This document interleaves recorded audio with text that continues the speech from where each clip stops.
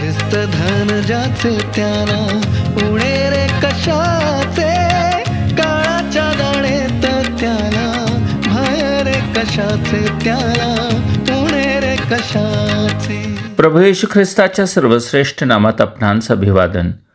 पवित्र शास्त्र बायबलमध्ये 15व्या स्तोत्राच्या 4थ्या वचनात परमेश्वराच्या सानिध्यात राहू शकणाऱ्या मनुष्याबद्दल असे म्हटले आहे, तो अधमाला तुच्छ लेखितो, परमेश्वराचे भय बाळगणाऱ्यांचा सन्मान करीतो. आपण वाहिलेल्या शपथेने स्वतःचे अहित झाले तरी ती मोडीत नाही. जर परमेश्वराला अधम लोकांचा तिरस्कार आहे तर आम्हालाही त्यांचा सन्मान करण्याची काहीच गरज नाही. अहश्वरोष राजाच्या दरबारात हामान नावाचा एक सरदार होता. त्याला राजाने बढती देऊन उच्च पदात चढविले होते. राजाज्ञेवरून सर्व सेवक व त्याच्याबरोबरीचे सरदार त्याच्यासमोर वाकून त्याला मुजरा करू लागले.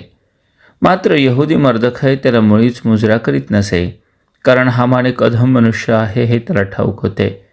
मर्दखय अधम हामानास तुच्छ लेखत असे. हामान मर्दखयासह सर्व यहुद्यांचा द्वेष करीत असे. त्याने राजाचे कान भरले व यहुद्यांविषयी राजा सांगितले, आपल्या साम्राज्यातील सर्व प्रांतांतून राहणाऱ्या देशोदेशींच्या लोकांमध्ये पांगलेले व विखरलेले एक राष्ट्र आहे. त्या लोकांचे कायदे इतर सर्व लोकांच्या कायद्यांहून भिन्न आहेत. ते राजाच्या कायद्यांप्रमाणे चालत नाहीत, म्हणून त्यांना राहू देणे राजाच्या हिताचे नाही. राजाची मर्जी असल्यास त्यांचा नाश करावा अशी आज्ञा लिहावी. त्याने वेळ न घालवता या आशयाचे फरमान काढून त्यावर राजाची मुद्रा मारून घेतली. इतकेच नव्हे तर सर्व प्रांतांतून जासुदांच्या हस्ते अशा आशयाची पत्रे पाठविली की एकाच दिवशी म्हणजे 12व्या आधार महिन्याच्या त्रयोदशीस वृद्ध, तरुण, स्त्रिया, मुले अशा सर्व यहुदी लोकांचा विध्वंस, संहार व नायनाट करावा व त्यांची धनसंपत्ती लुटून घ्यावी. त्याच्या अधमपणाची परिसीमा पहा. त्याने यहुदी मर्दखयाला फाशी देण्यासाठी 50 हात उंचीचा एक खांब उभारून ठेविला होता. मात्र परमेश्वराची योजना वेगळीच होती. अहश्वरोषाची पट्टराणी एस्तेर यहुदी होती.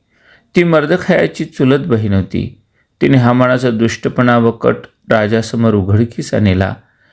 विडंबना पहा, हामानाने मर्दखयासाठी उभारलेल्या खांबावरच राजाने हामानास फाशी दिले व यहुद्यांना अभय दिले. राजाने मर्दखयास महतीस चढविले व त्याचा दर्जा अहश्वरोष राजाच्या खालोखाल होता.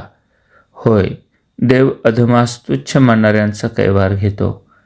आम्ही जर सैतानाचा विरोध करून आमचा कैवारी येशू ख्रिस्त यावर विश्वास ठेवू तर तो आमच्या शत्रूंस नष्ट करेल व आपल्या सानिध्यात घेऊन निर्भय ठेवेल.